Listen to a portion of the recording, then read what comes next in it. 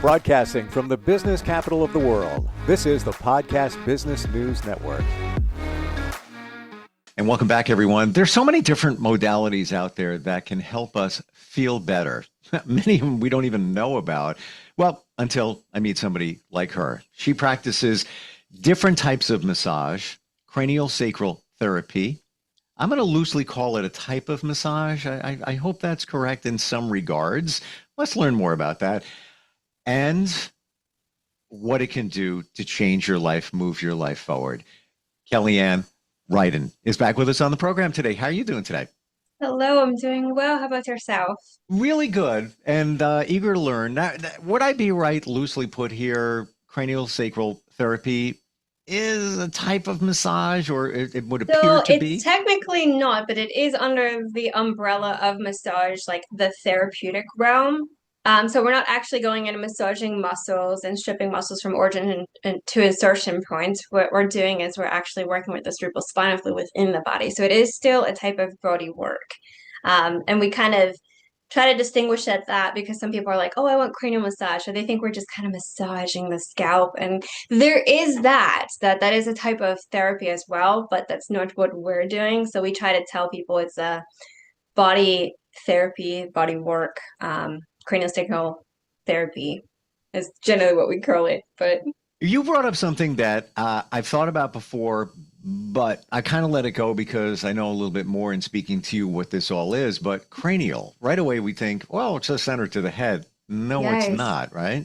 Yeah, that is correct. So cranial sacral, sacrum is like the bottom of the spine. It's the six fused bones at the bottom, not the tailbone, which would be technically the coccyx, but it's the bottom part of the spine. It's almost shaped like almost like a diamond, kind of. And that's where all the nerve lines run through, down through the legs and everything. I have a sacrum, but it's in the other room. I could have shown you. There's like different holes where the nerve lines run through, and it's we can manipulate those and kind of reroute them. I think the last case we had was like the neuropathy case that they didn't have feeling in the feet and they had pins and needles, so we had to reroute those in through the sacrum, and that's how we helped that type of case. You know, when you first hear these words, cranial thinking head, right? Sacral sounds like sacred. If you don't Yes. understand, you have a totally different view of all of this. We have a guest today with us. Who joins us? This is my client, Miss Emily. We've so enjoyed working with her. Just a little bit about her case. She is a biodynamic case. So I think the last one we talked about in the last episode, biomechanical. So basically, that's me going in, manipulating visceral tissue, rearranging things in the body to get them to work properly.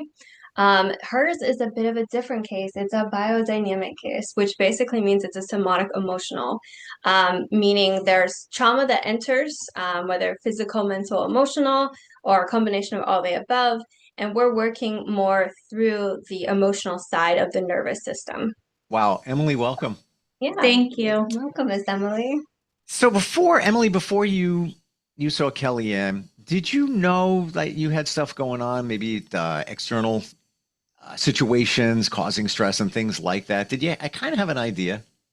Yeah, so as an adult, I like can't remember any of my childhood, like at all. Like when people talk about their childhood or ask questions about mine, it's kind of just all black. I don't really have any memory of it. And then I didn't really care in my adulthood. I was like, who cares if I can't remember? I don't know. It doesn't affect me right now. And then I became a mother.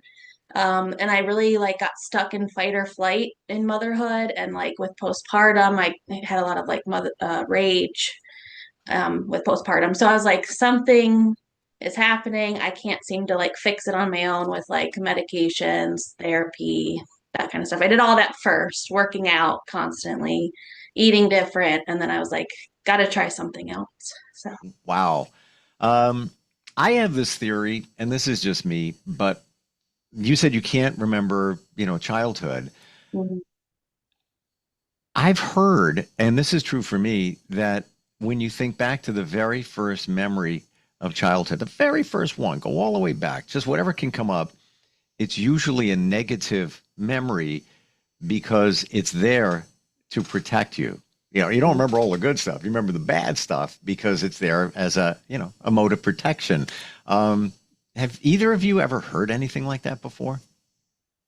Yeah, so actually, a lot of my cases, we normally hit a wall when the counseling agencies send their patients in. They're like they're not progressing, or they've kind of just plateaued where they're going. And talk therapy is wonderful, but the problem is if there's a traumatic event that you are kind of rerouting around, it might be here, but you're talking all around because you don't want to process it. And the thing about craniosacral work is they don't even have to talk to me. We can pinpoint where they're having it kind of walled off and rerouted around in their body. And just through touch in the nerve lines, they can feel it when I'm on it. I mean, we go through different points and I'm like, how about here? How about here? And Miss Emily is so great and so in tune with her body that she's like, oh, I feel that. Or like if we're going down a nerve Wow. line in the arm, she'll tell me not there, but then we'll move over just a little bit and she's like, there. So then the body processes it very differently. A lot of times when we have issues with people not remembering things from childhood, it's because of dissociation. And just as you had mentioned, it's a protective mechanism because it's either too painful, couldn't deal with it, didn't have the proper support to actually work through it and process it in a way that your body could actually like kick it out and kind of move on as if it never happened. It kind of just kind of hoards it. And just as Miss Emily was saying, like she was struggling with some rage issues with kiddos and just so much emotions and she didn't know where it was coming from. And that's okay. We've had cases where like I'm feeling XYZ and I don't know why. And it's okay. We're not here to dig out and pinpoint why in a specific event. Sometimes it does come up. Some people are like, oh my gosh, like I remembered when I was 8 and this happened. And I can't believe you touching these pressure point areas on the nerve lines brought that to mind right now. So sometimes they'll sit up, they'll talk about it, and they'll process it verbally with me. And then sometimes they don't say a word. So, yeah, can we just hear a little bit about your experience, if that's Yeah, okay? yeah. I really don't feel like when I'm going through it, I have any memories come up or anything. I feel like I dissociate very deeply, and I'm still like trying to work on that. I try to like get that to change. I don't want to be like that, obviously. But when she's doing it with me, I can sometimes like feel things moving when she's doing it. I can definitely Hmm. feel difference of like the points when she's doing it. Um, Sometimes it's like tingling down my legs as it's happening. It's a lot of, for me, physical sensations. But ever since we started, I think like 2 months ago, Yeah. I've had more like realizations of like, oh, I think this is something I dealt with when I was a child. But like, I can't like see it or bring it up, but I can like feel that it was something that I went through, if that makes sense. Wow. So, KellyAnne, is this essentially because the body's keeping score? It And is. even from childhood, it's already in. It's in our DNA. It's sitting in, different organs, if you will, wherever. Um, all of those, if you will, traumas from our childhood, they don't go away. We're carrying them with us. Is that what's going on here? So a lot of times when she's experiencing these things, and it's not just Miss Emily, but it's a lot of cases that come in that have dissociation as a protective mechanism. They wall it off. She has actually been the first case that we've had that has actually progressed really well. Most dissociation cases, we actually end up having to dismiss and saying, we've done all we can, because at some point you yourself have to want to process and work through things. If you're just going to wall it off and be like, nope, can't go there. And we've had cases where they've made such great progress, and then up until one point, there's something that they do not want to enter into to process. They don't want to acknowledge it, and they walk out no different. And yes, they are still carrying it. And it's not like our traumas go away in the sense that your memory is wiped.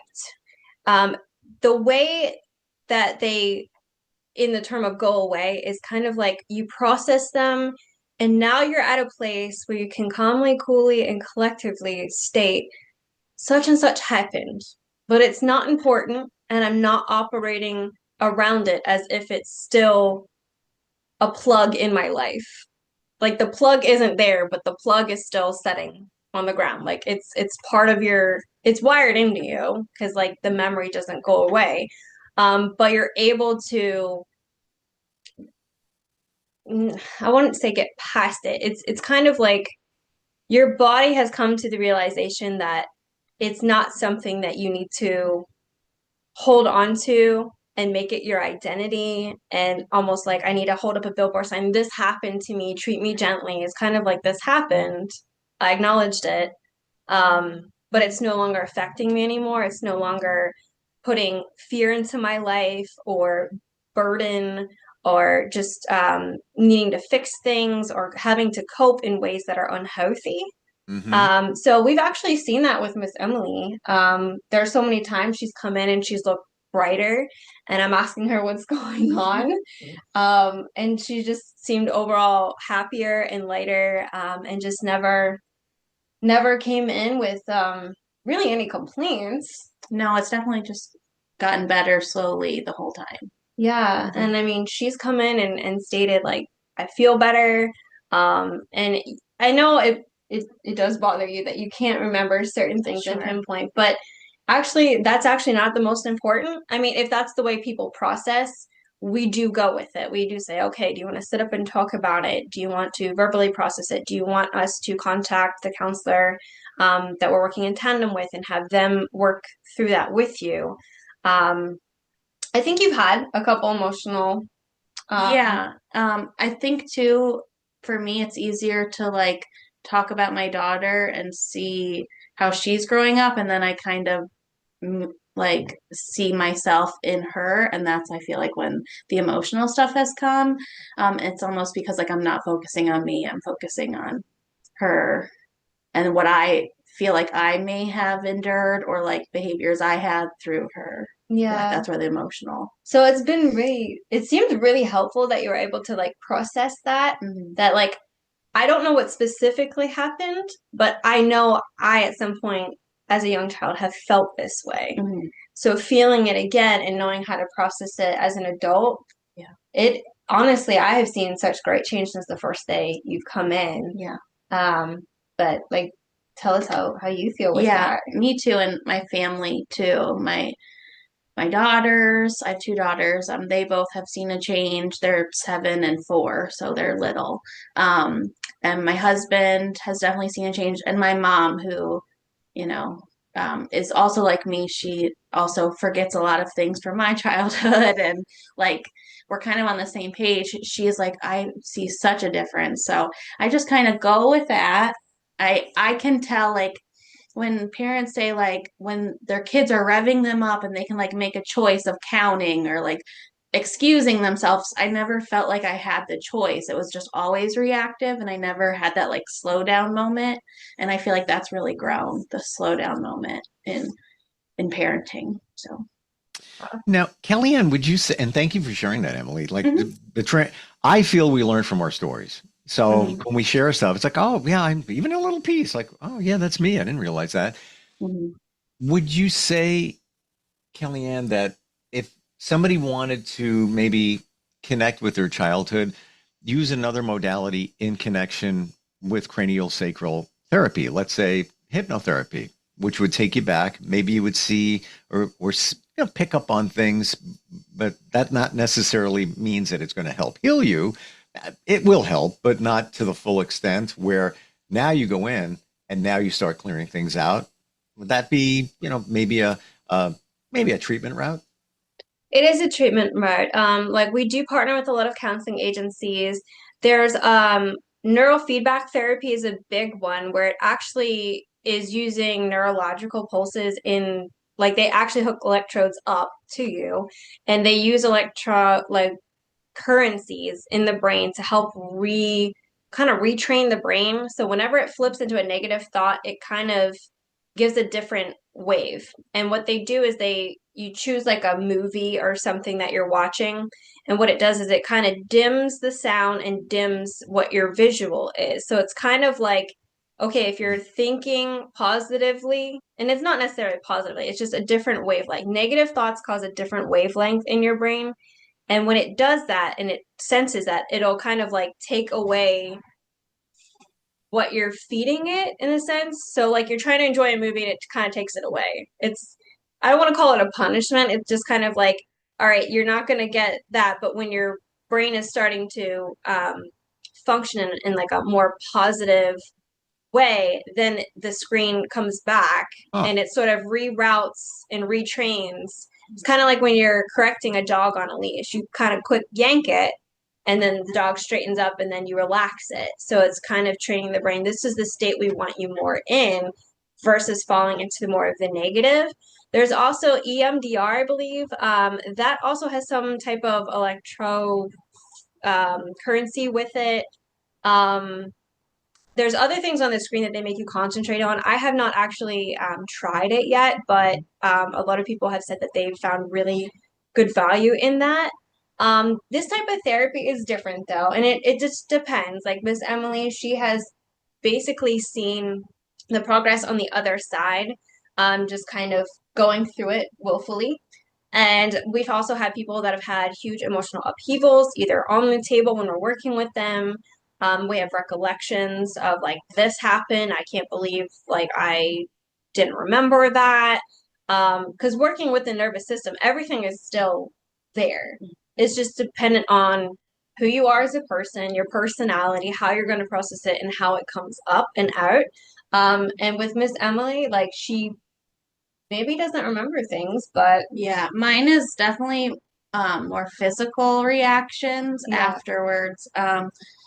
So I think I've had like two emotional where it's like literally like just a few tears coming down. I'm like, okay, Yeah. I got something out. Like Yeah. it worked. But for me, especially in the beginning, it was like 2 to 3 days after our session, I would have some sort of like physical, pretty like for pretty significant, but like once I knew what was happening, I was like, okay, it'll go away. It'll only last like the day and then it goes away. So I think the first time it was like I was having trouble swallowing. Um, and I thought, oh my gosh, I must be getting a cold. Like I felt like a cold where you just like can't swallow anything. So I just drank water all day. And then the next day I woke up and I was like completely gone. And I was like, that's so strange. Other times I've had wheezing after, like the same 2 to 3 days after. It's like clockwork every time. That's how I kind of started to recognize that it was from the appointments. So like mild wheezing where I just like had a wheeze, but it didn't affect me much. Like I could still go about my day. I didn't have to do anything about it. And then third, I had like what was like the worst panic attack I've ever had, but it just was chest pain. Like I felt like I was having a heart attack, but at this point I'd gone through the other physical things. I'm like, this is all it is. Just relax, go to bed and wake up and it'll be gone. And it did. So for hmm. me, I think because I'm has such bad dissociation, it's just purely physical pretty much. And I've learned to like just lean into it. It'll go away. Don't like obsess or, get anxious about it. And it's worked and it's only been like 3 times in 2 months. Like it's not been like every time. Wow.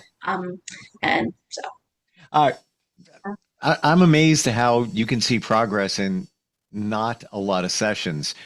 I want to go right to what's actually being done for people that don't know craniosacral therapy.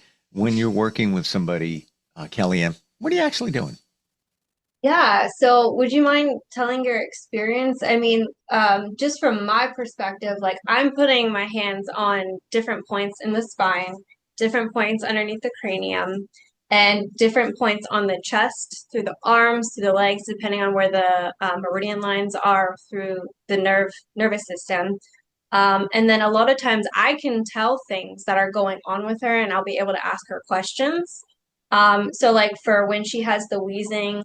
A lot of times that's in the thoracic chest cavity. So a lot of times that indicates that there was breathtaking antagonism in her life. So she was really antagonized, whether by a parent that was just angry at that point. And sometimes they'll remember when you're working on those points, and then sometimes they'll be like, you know what, I can't remember. But as she said, she would have a physical reaction to it.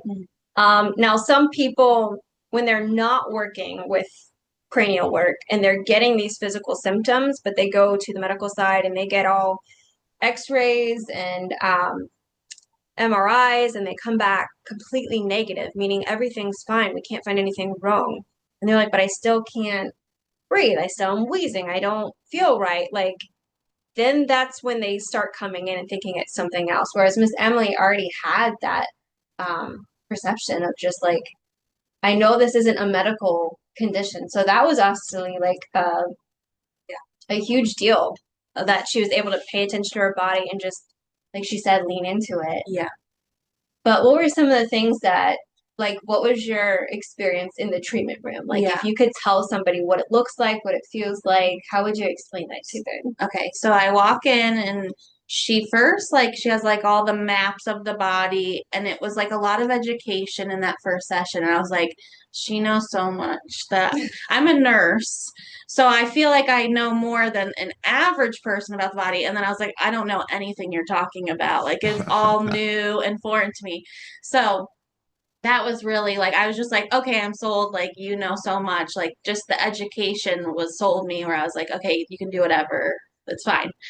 So then I got on the table, and it's just like a massage table, and I just like laid face up, and she just like puts her hand behind my back and then puts her other hand on top, and very gently she can feel things, and then she starts to ask me questions and like touches you very gently, but sometimes it feels like a really big poke, even though all of them are the same pressure. And that's when I can help her identify sometimes when I feel it. Now, But it's very gentle. Emily, to explain it to somebody, would you say, yeah, it's if, loosely put here, it sounds like I'm going for a massage. That's what it feels like. It's just like sort of like a massage. It doesn't feel like a massage. It almost just feels, I don't know. It's not a massage. It doesn't Well, feel. they're not disrobing for any type of Right. massage work. So they are completely clothed. So Yeah. for anybody who has fear of like, well, I don't want anyone to see me in my underwear or anything Yeah. like that, that's Sure. not at all how this session is run. You're completely clothed. Sometimes we offer them a blanket because of the AC. They get a little chilly. But mostly it's just kind of putting them to still point. So it's stopping the cerebrospinal fluid from entering the cranium. So basically what that does is it cuts off the signal that the cerebrospinal fluid goes to the cranium, then it goes all throughout the nervous system through the nerve lines. And what it does is it kind of interacts with the brain of like, hey, there's pain here, do something about it. And depending on if it's a physical, like if you hit something and you're like, ow, and you're like rubbing it, that's what your brain signals. It's super fast. It signals you to rub it, put ice on it, elevate it. But with emotional things, we can't do that. With emotional things, it's sort of like ignore it, acknowledge it, process it, don't have time for it, or busy yourself to not pay attention to it.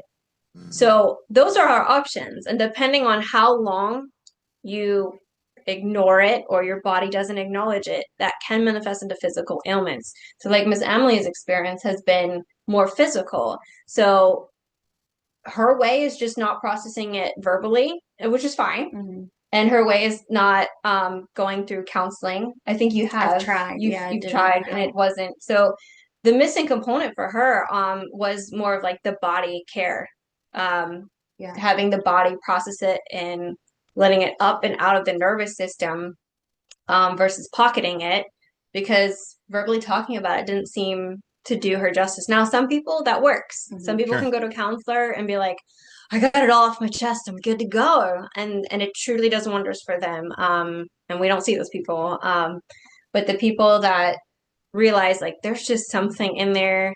I could be on the hamster wheel and talk about my traumas all day, but it just doesn't seem to get any better. There is a physical component through the nervous system that needs to be processed. And that's what craniosacral work does. Wow. And it's different for everybody. It's amazing how this is available, especially let's say, somebody doesn't feel comfortable talking to somebody in a therapy situation, just want to, or you don't want to, if you can remember a childhood situation, you don't want to go back there. You don't want to talk about it. This gets it done. Amazing.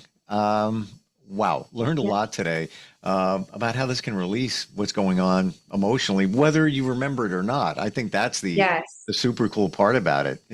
Emily, maybe you would want to remember it, but Right. you That's know, all right. Just get it's rid of it. right. Yeah.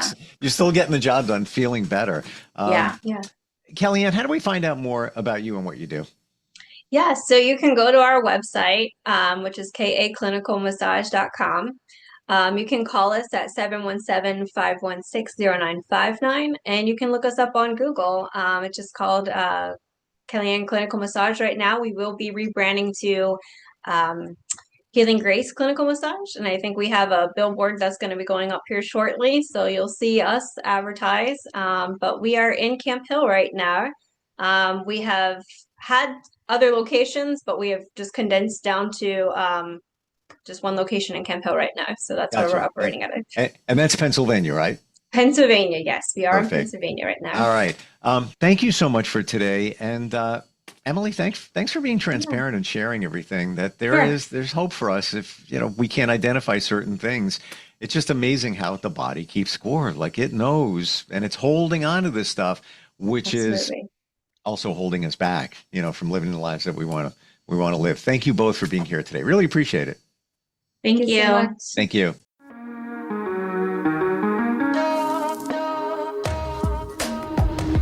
Broadcasting from the business capital of the world, this is the Podcast Business News Network.